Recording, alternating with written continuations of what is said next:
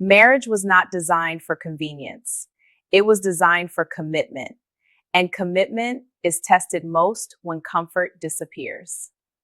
When your spouse lives in another country, you don't just fight temptation, you fight imagination, you fight insecurity, you fight silence. Some couples grow, some couples perform, some couples slowly drift, and none of them remain the same. This is the story of Bola. And this is not about scandal. It's about drift.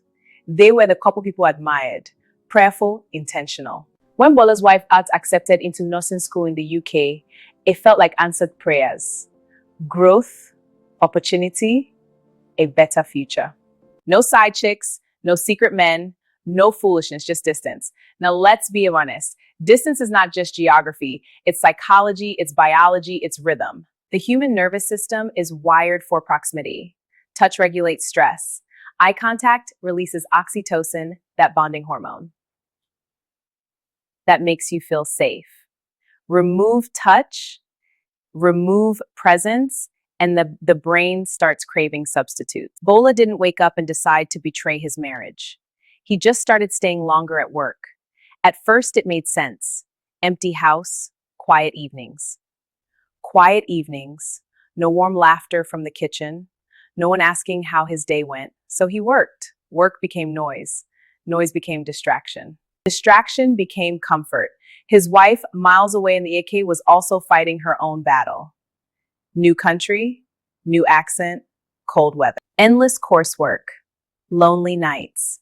She didn't cheat either. She just started laughing longer with her classmates, studying in groups, staying back after lectures. There was one classmate in particular, nothing inappropriate, just easy conversation, shared struggles. Someone who understood the pressure of exams in real time. And here's where the story gets uncomfortable. There was no physical betrayal, but there was emotional outsourcing. Bola started venting to a female colleague about how hard long distance was, not flirtatious. Just easier than explaining it again over poor Wi-Fi. His wife started texting her classmate about stress before texting her husband.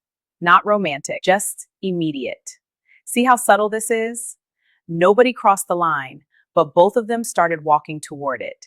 And that's the part people don't preach about. You can be loyal and still be unavailable. Let that sink in. Faithfulness is not just about who you sleep with. It's about who gets your vulnerability, who gets your excitement, who gets your daily thoughts. Distance exposes lazy love. Back when they lived together, effort was automatic. Dinner together, church together, small fights that ended in hugs. Now everything required planning. Time zones, schedules, energy, and they stopped planning. Calls became shorter, video chats became rushed. Romantic conversations became logistics meetings. How was class? Okay, I'm tired. Let's talk tomorrow. Tomorrow became next week. And slowly, nostalgia became their only glue. They started loving the memory of each other more than the present version. And here's a hard truth. Love doesn't survive on nostalgia. Memories are beautiful, but they don't hold hands at night. Distance demands deliberate romance, scheduled intimacy, planned video dates, sending surprise delivery, watching the same movie at the same time, praying together with a phone, talking about desire without shame. Because desire ignored becomes desire redirected. One night during a video call, there was silence. Not peaceful silence. Awkward silence. Bola looked at his wife and realized he didn't know her current world anymore. He didn't know her new friends' names. He didn't know what scared her this week. She looked at him and realized she didn't know what was stressing him at work. She didn't know his new routines. She didn't know his inner thoughts. They were still married, but they were no longer intertwined. That realization hit harder than any affair would have, because cheating can be confronted. Drift is hard to diagnose. Drift feels innocent, but it's deadly. I had a raw conversation that night. No accusations, no defense, just truth. I feel like I'm losing you. I feel alone even though I'm married. I don't want to cheat, but I miss being chosen daily. That conversation saved them, not because it fixed everything instantly, but because it forced intentionality. They made no venting about marriage struggles to opposite sex friends. If you're overwhelmed, tell your spouse first.